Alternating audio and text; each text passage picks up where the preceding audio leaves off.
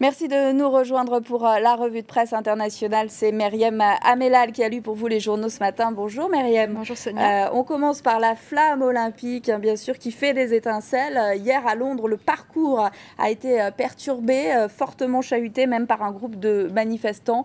Aujourd'hui, c'est à Paris qu'on s'attend à des manifestations. Oui, alors d'ailleurs, c'est la une de Libération. On voit le titre « Libérer les JO ».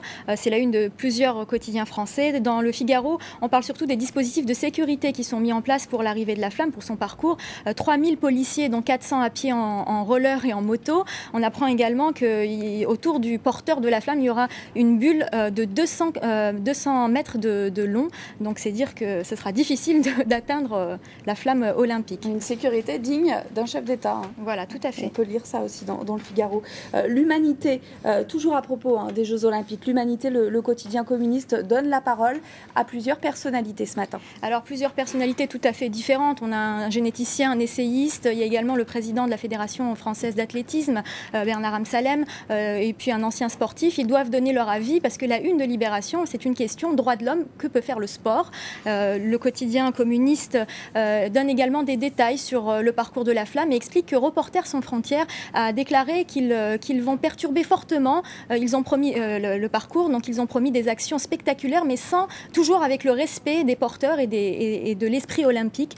Dernière information dans l'Humanité, l'opinion des Français concernant le boycott de la cérémonie d'ouverture évolue. Il y a 2 semaines, 52% des Français étaient pour. Aujourd'hui, 62%, donc 10% de plus. Et alors, qu'est-ce qu'on dit ce matin dans les quotidiens britanniques après la flamme qui a été très chahutée hier? Alors, l'heure est au bilan. On parle de 37 arrestations. On raconte un petit peu ce qui s'est passé. Et puis, surtout, les éditorialistes continuent à vilipender la Chine, notamment dans The Independent, où l'éditorialiste s'offusque parce que la Chine a qualifié la torche d'une torche d'harmonie. Donc, c'est ce qu'on peut lire ce matin dans les quotidiens britanniques. Et côté chinois, Myriam, quelles sont les réactions? Alors, on a toutes les informations, mais on minimise un petit peu tous les événements qui ont perturbé le parcours à Londres.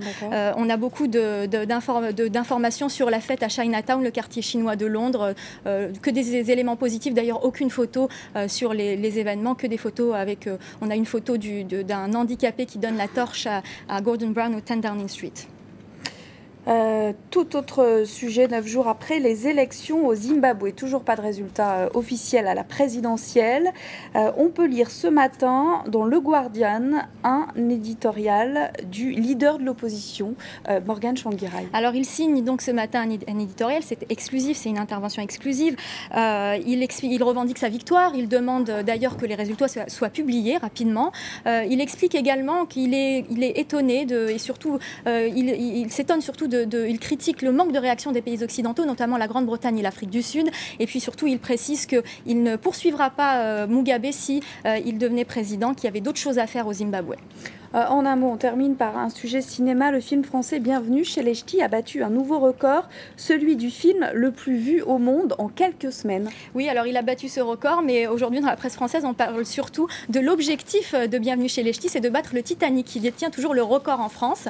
C'est ce qu'on peut lire dans La Voix du Nord, donc le grand quotidien régional. L'objectif de Bienvenue chez les Ch'tis, c'est de battre le film américain, le film anglais ou anglo-saxon, le Titanic. Merci Myriam Amelal pour cette revue de presse internationale. Merci à vous de l'avoir suivi. L'information continue sur France 24.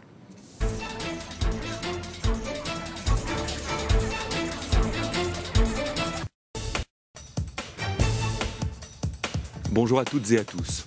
En direct de Paris, Gauthier Ribinski analyse le fait international du jour avec un invité et des reportages du monde entier. Le magazine à la une, du lundi au vendredi à 8h20, heure de Paris, sur France 24. Dexia, la Banque du développement local, vous présente le journal de l'économie.